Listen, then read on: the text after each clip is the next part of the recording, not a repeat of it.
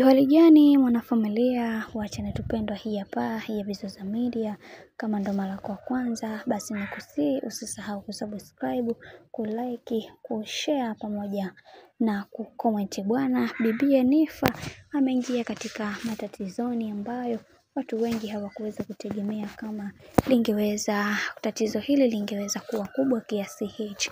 Kwa tuhuma ambazo anazotumiwa Bibi Nifa, moja kwa moja hukumu yake ni kunyongwa mpaka kufa, lakini leo hii mahakama imeamua kukaa na kufikiria kwa kina kuhusiana na hichi ambacho kilichoweza kuwatokea, kwa sababu sio Nifa tu, watu ni wengi sana ambao walioweza kuwashawishi vijana waweze kuandamana, na kesi ya Nifa inamhusisha yeye kuweza kuwashawishi watu kuweza kuandamana. Sasa kutokana na hichi kitu ambacho alichoweza kukifanya Bibi Nifa, kuanza kupromote baadhi ya barakoa ambazo zinazosemekana hiyo ndio sababu kubwa ya huyu mtu kuweza kuchukuliwa, imekuwa sasa na utata mkubwa mpaka kuweza kufikia Bibi Nifa anapitia wakati mgumu kama huu.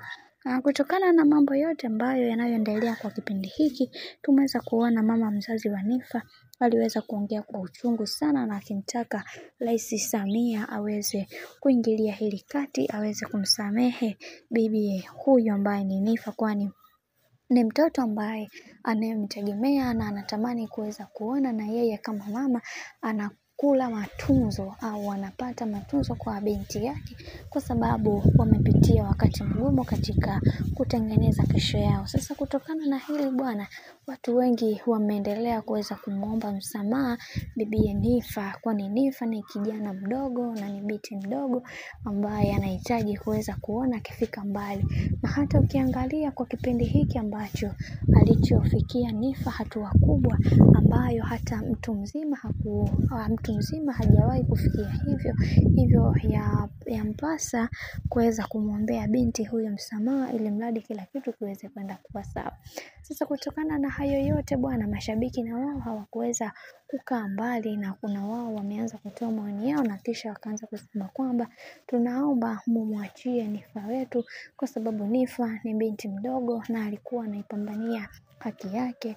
Tunaweza kuomba radhi kwa kila kitu ambacho kilichoweza kutokea, tumejifunza kutokana na makosa.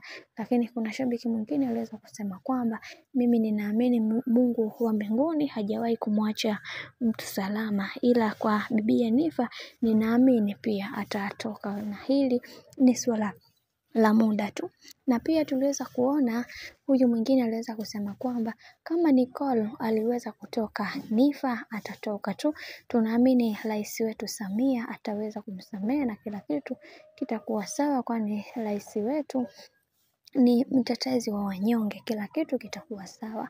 Lakini tuliweza kuona mdogo wa Nifa, na yeye aliweza kupambana sana kuweza kupromote biashara ya dada yake pale ambapo dada yake hayupo, jambo ambalo watu wengi limeweza kuwagusa mno, na kuweza kuwaambia kwamba tunaamini Bibi Nifa huko aliko basi anajivunia kuwa na mdogo ambaye anampambania kwa kiasi kikubwa, na hichi alichoweza kukifanya huyu mdogo wa Nifa kimeweza kuwagusa watu wengi sana, na mpaka kuweza kuongea vitu vingi. Nafikiri kuna posti ambayo nimeiposti nyuma, kila kitu huko ndo kila kitu kilipo huko.